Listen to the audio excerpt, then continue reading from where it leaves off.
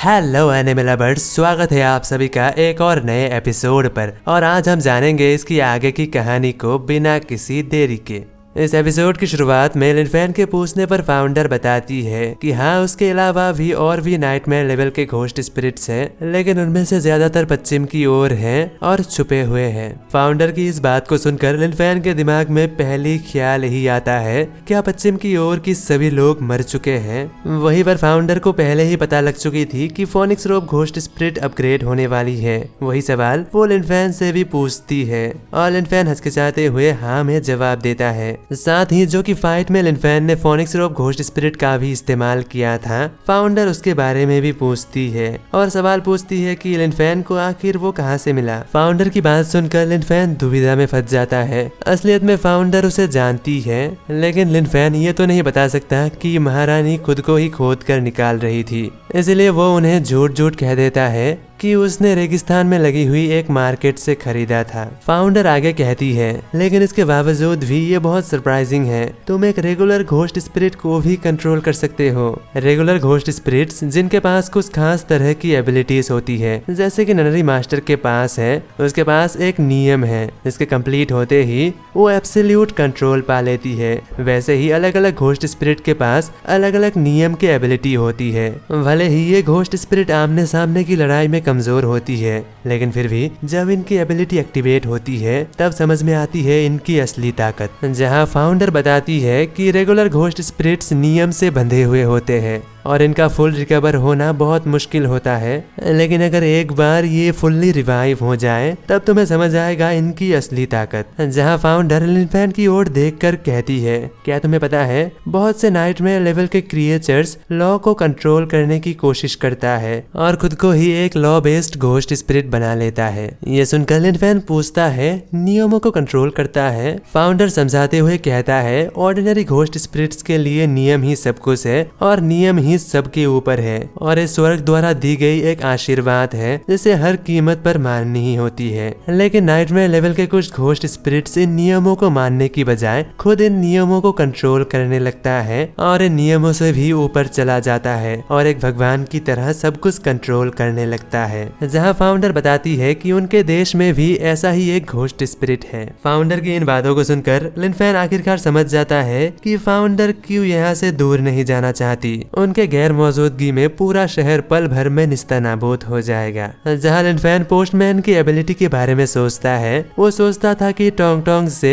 वो नियमों को कंट्रोल कर सकता है, लेकिन ऐसा नहीं है। पोस्टमैन की इस एबिलिटी को उसे ज्यादा देर तक इस्तेमाल नहीं करना चाहिए, शायद से ये कंट्रोल खो दे। और लेकिन भले ही ननरी मास्टर नियमों के हिसाब से चलती है, लेकिन सिस्टम के होते हुए उसे रिवाइव करने में कोई भी दिक्कत नहीं आएगी, क्योंकि सिस्टम इन सब के ऊपर है। जहां फाउंडर लिनफेन को परेशान देख कहती है इसके बारे में ज्यादा मत सोचो, तुम अपने घोस्ट रिल्म में जाकर आराम कर सकते हो। आफ्टर ऑल घोस्ट ट्यूब की घोस्ट एनर्जी इंसानी शरीर के लिए खतरनाक है। जहां लिनफेन को भी इस बारे में पता था, इसीलिए वो घोस्ट डोमेन के अंदर चला जाता है और ऐसे ही 3 दिन बीत जाता है। 3 दिनों बाद बादलों को चीरते हुए सूरज की रोशनी जमीन पे गिर रही थी। जमीन बर्फ से ढकी हुई थी। वहीं पर ननरी मास्टर अभी भी घोस्ट ड्यूक को एनालाइज कर रही थी। एनालाइज 69% तक पूरी हो चुकी थी। लिनफेन कहता है बहुत बढ़िया, बस थोड़ी देर और। लेकिन तभी फाउंडर अचानक ही सामने की ओर इशारा करती है। वो कहती है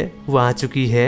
हम सामने देखते हैं घोस्ट ड्यूक की रीइंफोर्समेंट आ चुकी थी। वहां पर आसपास बहुत से पिरामिड थे और वो भी नाइटमेयर लेवल के घोस्ट स्पिरिट थे। पिरामिड होने की वजह से उनके साथ उस बर्फीली जगह में रेत भी आई थी।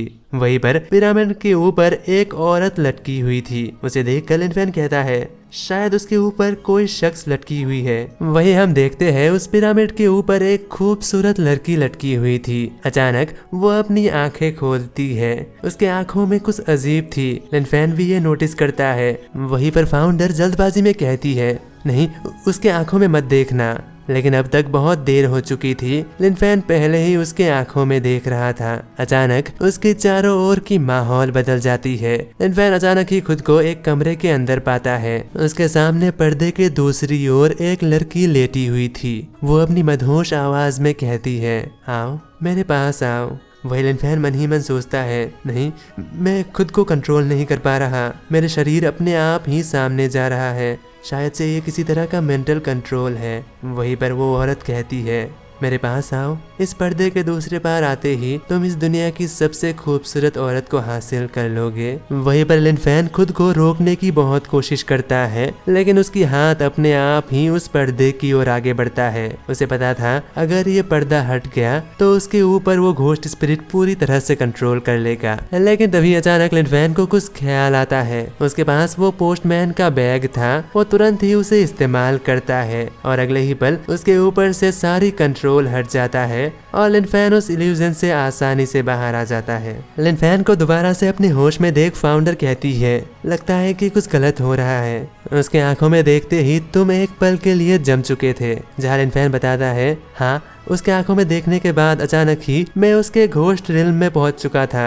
वो मुझे पूरी तरह से कंट्रोल करने ही वाला था, लेकिन मैं जैसे तैसे वहां से बच के बाहर निकल आया। यह सुनकर फाउंडर कहती है, फॉर्चुनेटली तुम्हारी मानसिक ताकत बहुत ज्यादा है। अगर ऐसा नहीं होता अब तक तुम उस पिरामिड के नीचे होते और उसे उठाकर उन सभी के साथ चल रहे होते। लेकिन वहीं पर लिनफेन और फाउंडर नोटिस करता है कि एक बार साइकिक अटैक करने के बाद वो रुक चुकी है और कोई भी और अटैक नहीं कर रही। ये देख फाउंडर कहती है, शायद वो घोस्ट ड्यूक की एब्सोल्यूट डिफेंस की हटने का इंतजार कर रही है। जहां फाउंडर लिनफेन को वहां रुकने को कहकर खुद उस पिरामिड की ओर आगे बढ़ जाती है ताकि वो पास जाके देख सके। लेकिन तभी उस पिरामिड की दीवार में एक सेद खुलती है। उसके अंदर से एक घोस्ट हॉर्स के साथ एक सिपाही बाहर आती है और आते ही वो फाउंडर के ऊपर अपने भाले से हमला करती है, लेकिन फाउंडर उससे आसानी से बच जाती है और इस्तेमाल करती है टाइम डोमेन डीके। और अगले ही पल उस सिपाही की शरीर की समय तेजी से बीतने लगता है और पल भर में वो टूट कर बिखर जाता है।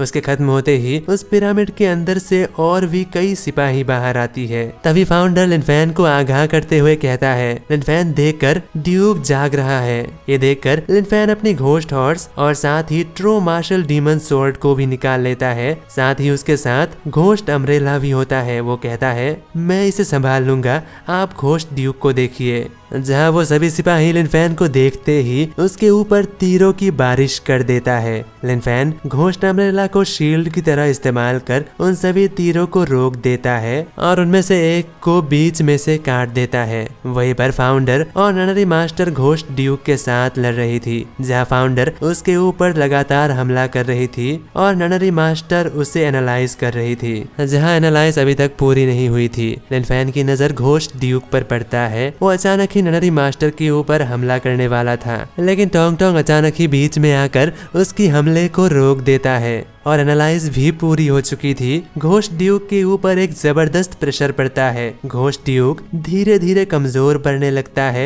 और खुद के ही प्रेशर से जमीन पे दबने लगती है। जहां घोस्ट ड्यूक कमजोर हो चुका था, उसकी कमजोरी का फायदा उठाकर फाउंडर, फोनिक्स रोब, घोस्ट स्पिरिट, घोस्ट अम्ब्रेला, सभी घोस्ट स्पिरिट मिलकर उसके ऊपर कंबाइन अटैक करता है। जहां लिनफेन उनकी ओर देखकर कहता है, कैसे भी करके उसे सबसे पहले टेम्पल के अंदर भेजना होगा। लेकिन तभी लिनफेन के ऊपर वो पिरामिड वाला घोस्ट स्पिरिट रेत से हमला कर देती है। लिनफेन उसे रोक लेता है और अगले ही पल वो पूरी पिरामिड गायब होने लगता है और जाते हुए वो घोस्ट स्पिरिट लिनफेन की ओर देखती है। तो अब कहानी में आगे क्या होगा? क्या लिनफेन की मुलाकात इस घोस्ट स्पिरिट से दोबारा कभी होगा या नहीं, जानने के लिए देखते रहिए आगे आने वाले एपिसोड्स। मैं मिलता हूँ अगले किसी वीडियो के साथ, तब तक के लिए बाय बाय।